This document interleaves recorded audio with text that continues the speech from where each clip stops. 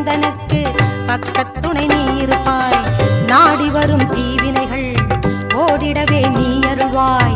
நாடி வரும் தீவினைகள் ஓடிடவே நீ அருள்வாய்.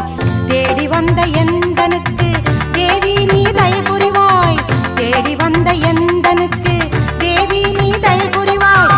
ஆடி வெள்ளிக்கிழமையில ஆத்தாவும் கோயிலில பாட வந்த எந்தனுக்கு பக்கத்துணை நீ இருப்பாய்.